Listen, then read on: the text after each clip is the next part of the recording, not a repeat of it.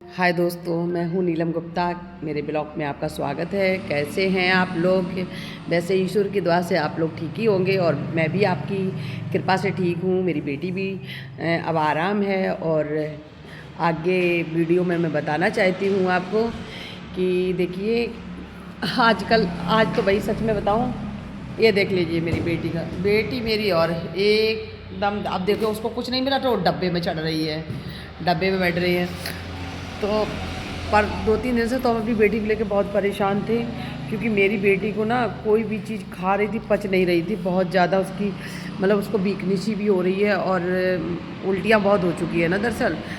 और आजकल अब इसके पापा की भी तबीयत थोड़ी मतलब ठीक नहीं है, उनको भी बहुत प्रॉब्लम हो रही है पेट में।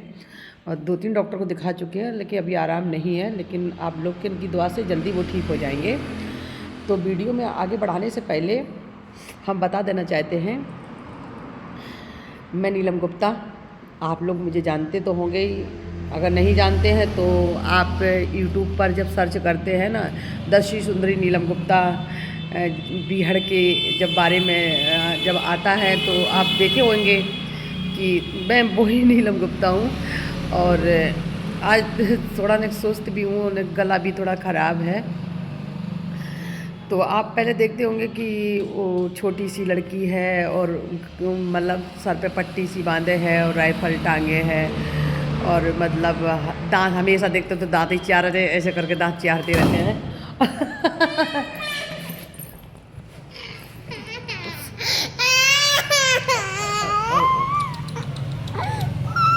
ओ मेरा बेटा गिर गया है ना, तो उसके सर पे चोट लग गई थोड़ा। No no no no no no बेटा मेरा, देखो देखो देखो देखो देखो देखो, किसने मारा आप बताइए, आप किसने मारा? ए डिशुम, मेरा बेटा बहुत शेर पुत्र है, मेरा शेर पुत्र बेटा, मेरा शेर है।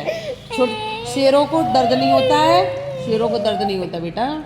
और आप बहुत बहादुर हैं, बहुत बहादुर हैं। देखिए देखिए देखिए, मेरा बेटा बहुत बहादुर है, एकदम आँख में आंसू आ गया। मेरा बेटा बहुत बहादुर है।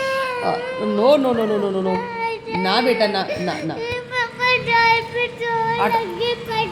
हाँ, मैं लेके आ रही पट्टी। तो आप गलत इसमें बैठे हो ना, डब्बे में बैठना ही नहीं चाहिए आपको। तो अच्छा ठीक है, मैं जा रही हूँ, आपके लिए पट्टी लेके आ रही हूँ। कहाँ पट्टी रखी है? तो हाँ बेटा, ओ ओके ओके ओके।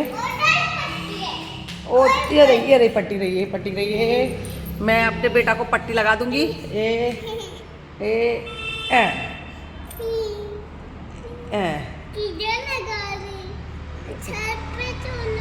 सर पे चोट लगी है।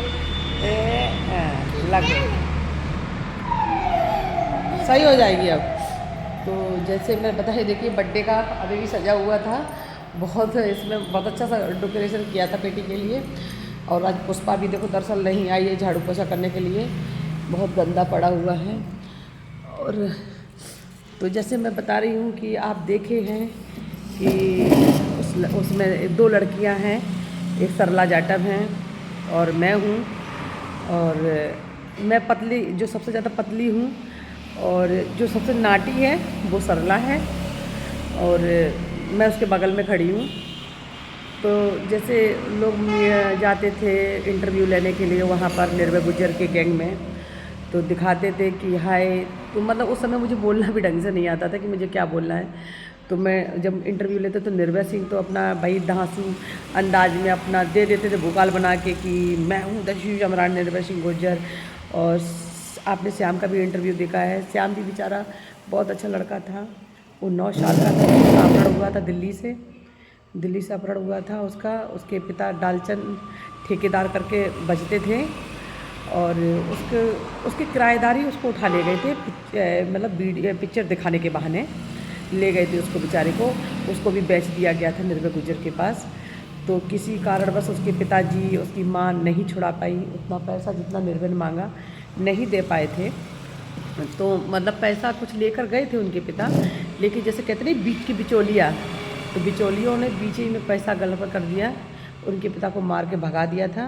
तो बेचारा वो नहीं छूट पाया किसी कारणवश। तो उस समय तो मतलब उस समय मुन्नी पांडे करके थी एक, मुन्नी पांडे मुन्ना गुज्जर करके। तो मुन्नी पांडे निर्भय से शादी किया, मतलब निर्भय ने शादी की थी मुन्नी पांडे से पहले। तो तो मुन्नी पांडे थी। तो मुन्नी पांडे मतलब उस श्याम से बहुत जलती थी, मतलब बहुत मतलब क्रूरता दिखाती थी कि ये पकड़ कब तक इसको ढोकर रखेंगे और मालिक इसको मार क्यों नहीं देते हैं, जब छोड़ना नहीं तो उसको मार दीजिए। लेकिन निर्भय के मन में श्याम ने बहुत सी जगह बना रखे थे, उसकी बहुत सेवा करते, मतलब निर्भय की श्याम बहुत सेवा करता था और मासूम भी था। तो श्याम के मन मतलब पता नहीं भगवान जाने ये कुदरती देन थी जो निर्भय ने उसको अपना दत्तक पुत्र मान लिया था। फिर मुन्नी और मुन्ना ने बगावत की निर्भय गुज्जर से, बगावत करके गैंग छोड़कर भाग गए ये लोग। तो मंगलवार को भागे थे और दूसरे मंगलवार को निर्भय ने मुन्नी और मुन्ना को पकड़ के मार दिया था। मुन्नी को मारने के बाद उसकी छाती पर जितना जेवर पहने थी मुन्नी ने उतार के पूरा निर्भय ने उसकी छाती पर रख दिया था। मुन्ना को भी मार दिया था। मारने का कारण ये था कि निर्भय का कहना था कि अगर मैं मुन्नी पांडे को मारता हूँ तो लोग ये कहेंगे कि दस्यु सम्राट निर्भय गुज्जर ने पक्षपात किया, कि मतलब मुन्नी पांडे पंडित जात की थी इसलिए मार दिया और वो गुज्जर था, मुन्ना जो लड़का जिसके साथ भागी थी मुन्नी वो गुज्जर था इसलिए उसको छोड़ दिया। तो यही सब बातें कारण था मतलब निर्भय को दोनों को मारने का। अब इसमें देखिए हमको इतना जानकारी पता नहीं है, क्योंकि जो मैंने सुना था वहाँ पर और एक निर्भय की डायरी थी उसमें लिखा भी था ये सब चीज़ें। और डायरी मतलब मुठभेड़ उठभेड़ हुई है तो शायद पुलिस के हत्थे चढ़ी है, क्या चढ़ी है भगवान जाने, मुझे नहीं मालूम है इतना ज्ञान। लेकिन मुन्नी पांडे के बारे में मैंने इतना ही सुना था क्योंकि मुझे श्याम ने ये बातें बताई थी। फिर उसके बाद सरला जाटव के बारे में बताएंगे तो विस्तार से बताएंगे मैं सरला के बारे में कि सरला और श्याम के बीच में कब शादी हुई, कैसे हुई और क्या कारण से हुई शादी।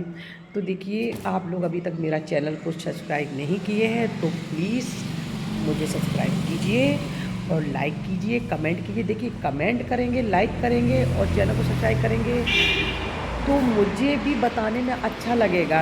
अभी तक तो आप फेक वीडियो पे जा रहे थे कि जो यूट्यूब पर बढ़ा चढ़ा के लोग बोल दे रहे थे कि नीलम गुप्ता दस्यु सुंदरी नीलम गुप्ता औरैया जिला की हैं, निर्भय से बगावत करके भाग गई अपने दत्तक पुत्र के साथ। तो ये ऐसे सब जी बताते हैं, तो आप प्लीज़ उन पर मत जाइए। मैं जो बता रही हूँ ये ज़िंदगी की कहानी है मेरी, आप बीती है मेरी। मैंने बहुत सी चीज़ें महसूस की हैं, दर्द को सहा है। तो हम आपको सब कुछ बताएंगे, लेकिन इससे पहले आप मुझे सब्सक्राइब कीजिए।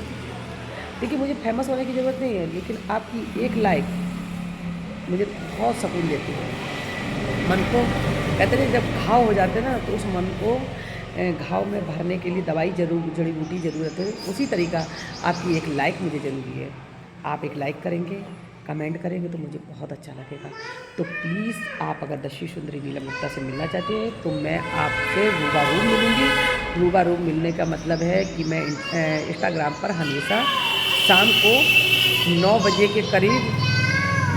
के करीब मैं हमेशा लाइव आती हूँ और मेरे करीबी हैं उनसे मैं बात करती हूँ। जो लोग मुझे फॉलो करते हैं या मुझे कमेंट करते हैं तो मैं उनका जवाब भी देती हूँ।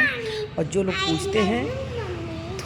पूछते हैं कि नीलम जी आप कहाँ रह रही हो, इस वक्त क्या कर रही हो, तो मैं उनके उत्तर का भी जवाब देती हूँ। और अगर आप लोगों को मुझे रूबरू देखना है, लाइव बात करनी है तो प्लीज़ कमेंट कीजिए, लाइक कीजिए, फॉलो कीजिए और ज़्यादा से ज़्यादा लोग जुड़िए, इस वीडियो को जुड़ने की कोशिश कीजिए।